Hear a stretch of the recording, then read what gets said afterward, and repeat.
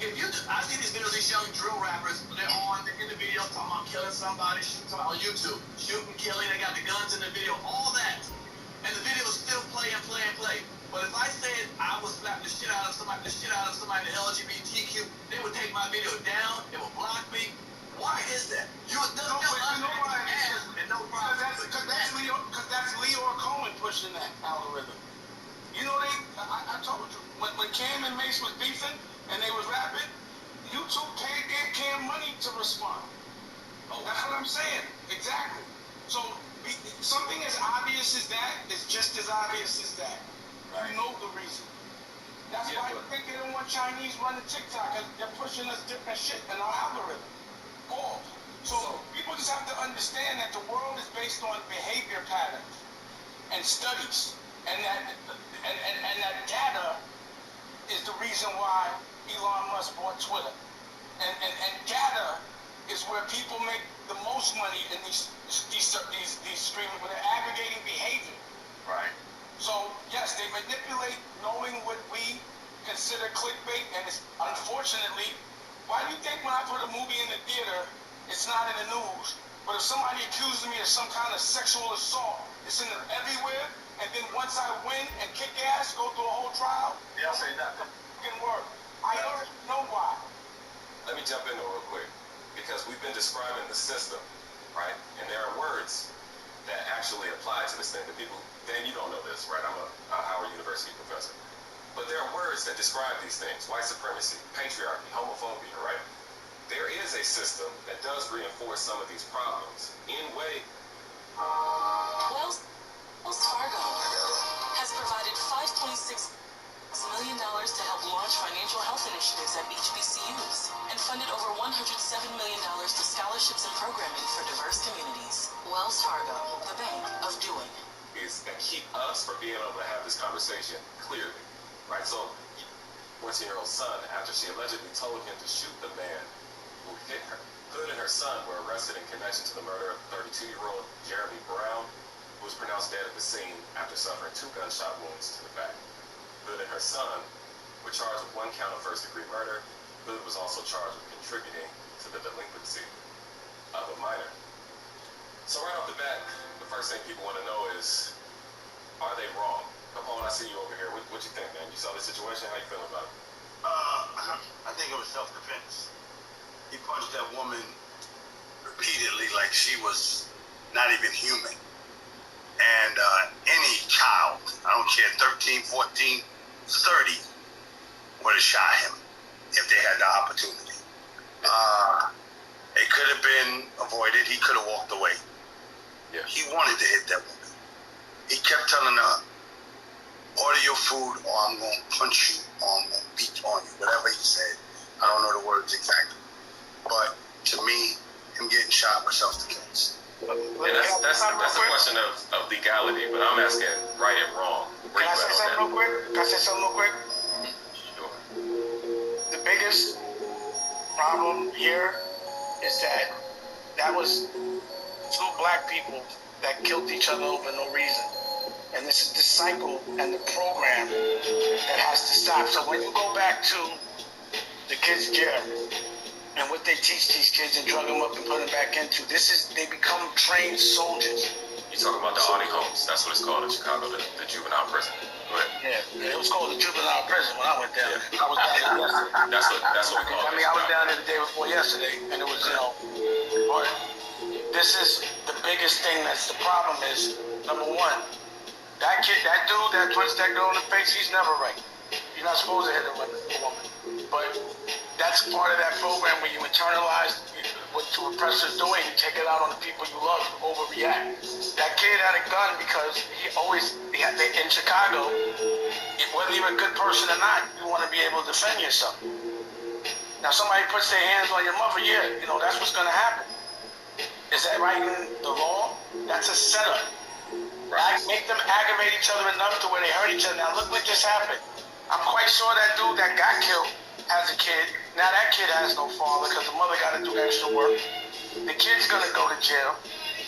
Now hopefully that kid's not old enough to have a kid, but more than likely he doesn't have a father or has a father that was incarcerated or got killed. And now the mother going to go to jail.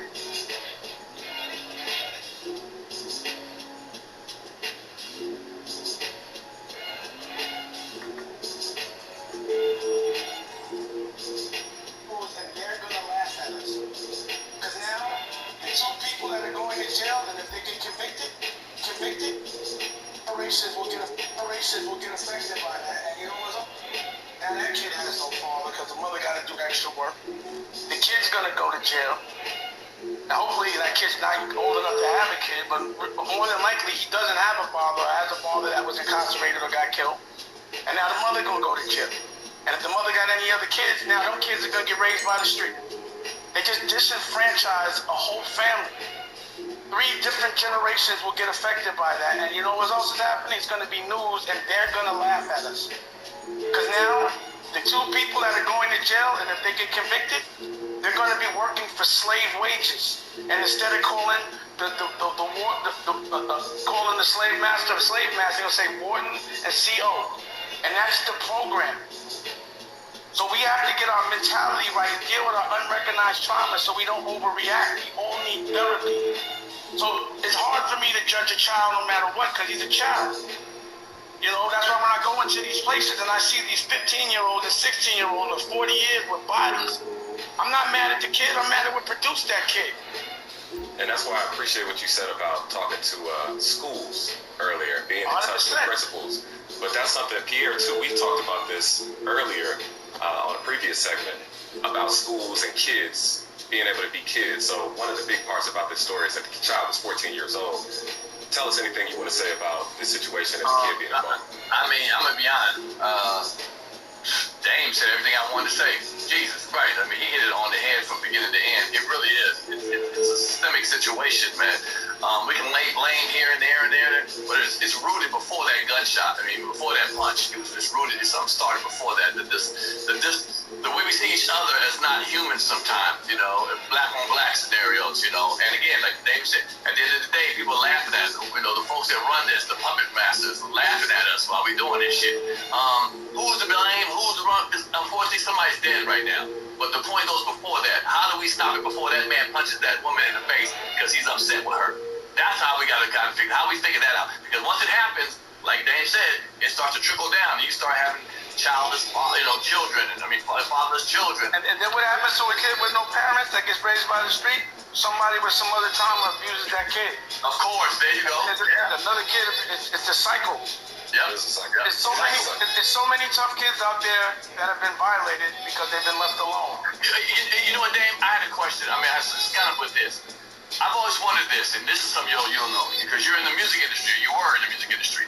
But you know, in the music industry, I just told you I just get 7 labels. All right. 7 labels. Okay. Don't get caught up in that program, bro. Okay. They don't empower me. All right, let me ask you a question. So if I see these videos, these young drill rappers, they get the video talking about killing somebody, shooting on YouTube, shooting, killing, they got the guns in the video, all that. And the videos still play and play and play. But if I said I would slap the shit out of somebody in the LGBTQ, they would take my video down, it would block me. Why is that? Because that's Leor Cohen pushing that algorithm. You know, I told you, when Cam and Mace was beefing and they was rapping, YouTube paid Cam money to respond. Oh, that's what I'm saying. Exactly. So something as obvious as that is just as obvious as that. Right. You know the reason. That's why you think they don't want Chinese running TikTok, because they're pushing us different shit in our algorithm. More. So people just have to understand that the world is based on behavior patterns and studies, and that data is the reason why Elon Musk bought Twitter. And data is where people make the most money in these streaming, when they're aggregating behavior. Right. So yes, they manipulate knowing what we consider clickbait, and it's unfortunately, why do you think when I put a movie in the theater, it's not in the news, but if somebody accuses me of some kind of sexual assault, it's in everywhere, and then once I win and kick ass, go through a whole trial, they don't say nothing. Fucking work. I already know why. Let me jump in though real quick, because we've been describing the system, right? And there are words that actually apply to this thing. The people, Dan, you don't know this, right? I'm a Howard University professor. But there are words that describe these things: white supremacy, patriarchy, homophobia, right? There is a system that does reinforce some of these problems in ways that keep us from being able to have this conversation clearly, right? So yes, here, if you say something homophobic, yeah, somebody's going to come up there because there is a particular power structure involved that is tied directly into white supremacy. No question. Doesn't mean necessarily, though, that black queer people don't exist and aren't being harmed. You didn't say that, and I understand, but I'm just making that point. But separately, as we have this conversation about why people are doing what they're doing, the underlying theme that we're not actually touching on is capitalism and exploitation, right? So we spent the first hour of this conversation talking about We're not putting a title on it. We're not putting a title on that. It's important, and that's what I'm saying. It's important to name these things so that we can actually address the problem. So as much as we can, I tend to give them different names so that it relates more. So I'd be like culture vulture. You know what I'm saying? You know, you have to be. I know what you're saying. but you said slavery too, right? And slavery and capitalism go hand in hand. So this is one of the 100%. problems. Is that Listen, if we want to get to that, anything that revolves around money, which is man-made, is meant to control us. So yes, if you worship money, you will be a slave to it, just like they want you to be slave to God. When No money question. becomes your God, then you will be a slave to it. And that's the devil, to be honest. But- Money is the devil, and love is the God. And love I is hear the you. currency that I'm the capitalist for. Okay. But here's you good. But here's the issue though, and here's where things get tough. So one thing we talked about earlier is being free, right? And I come from the Toni Morrison school, right? When you're free, your job is to free somebody else. When you have power, your job is to get somebody else power. And I hear you talking about that. But when we have this situation where a woman is being beat on in the food spot, her son comes in and shoots somebody, when we have the conversation about solutions, we can't just leave it at the system is fucked up. We have to also say, hey, we need to have these conversations about restorative justice, right? So when we're talking about Chicago specifically, Chicago has significant programmings to fight against gang culture, right? Everybody's talking about put the guns down. And so one of the things that this story does, But the government it brings is the that one up that without dropped the guns necessarily off in the talking first about the place. solutions that people are doing. Say it again, I hear you. The government is the one that was dropping bags of guns off in the first place. Oh, 100%. And the gun Chicago, laws, 80% of the murders don't get solved. facts. Yeah, You know? and putting people in jail don't necessarily right wrong. Well, that's the the thing I business. want They to get make $1 sure we million have. a head. They get $88,000 a month and don't get 100%. Yeah, and private prisons are a big part of the problem too. The reason why we weren't going into that part of it, because I just don't want to get into judging anybody. No, I'm talking about solutions. Oh, We're talking about these issues, right? One of the ways that... solution is if you're But that's what I'm asking saying. that question. No, what I'm saying is one of the ways that this situation gets blown out of proportion is that it's put out on networks that we don't own, unlike Comedy Hype News, right? And they use it as a vehicle to be able to talk about black people being dysfunctional, black people being violent, It's black going to people be being all aggressive. over white people's feeds. But what we can do is have a conversation about what the solutions are. And as long as we're doing that and having that conversation in a real and transparent way about creating jobs, new mayor Brandon Johnson creating a youth jobs program that everybody knows, trying to get the schools better so that people's literacy is higher. These are real problems that lead to real solutions. If the question is about the solution, that's what I think that I've been talking about. But the solution with the kid jail is, number one, to get them out of there, right? So they got to get out of there. We have to bring a lot of awareness to it. And what we did was, to me, the mayor of Gary just got elected. His name is Senator Eddie Milton, right? Gary is a gold mine. There's nothing but land out there, and there's a lot of things you could do. What we need is a transitional rehab facility for reentry. So we need to, before people get out the jails, get them healthy, get them therapy, and then also get them a job skill. Also, 70% of the people that come out of a jail, if they don't have a house to go to, they go back to a jail. So we need a place for these people. We need this place for these people to live while they're educated. When you go to jail, you're not allowed to make $1. You work for slave wages and you come out uneducated. So it's a guaranteed 100% that if you don't have a place to live, you will not get hired, that you are going back, and that's a program. So let's add it to the Chiron then. With so the solution, Shane Dash, the abolitionist. So the solution, I just got to know what abolitionist means, but solution is, that's what I mean. So solutions are, number one, learning how to lobby, getting with your local senator, and understanding how to get a vote. How to get a law and get a law passed. And I can put a curriculum that you can get from me as well. So I'm also part of something called the commission, which is Congressman Andre Carson, Senator Eddie Milton, Dr. Chris for medicine, We have Dennis McKeezy, who's the head of the OSG for education, which is 250 principals around the world. And we also have Tajay, who gives us therapy and the voice that we want. Because black people don't get therapy, so the study of therapy comes from white people. So when we finally get it, we're getting the wrong medicine for the wrong trauma. I'm not saying that's wrong. And then we have city councilmen doing.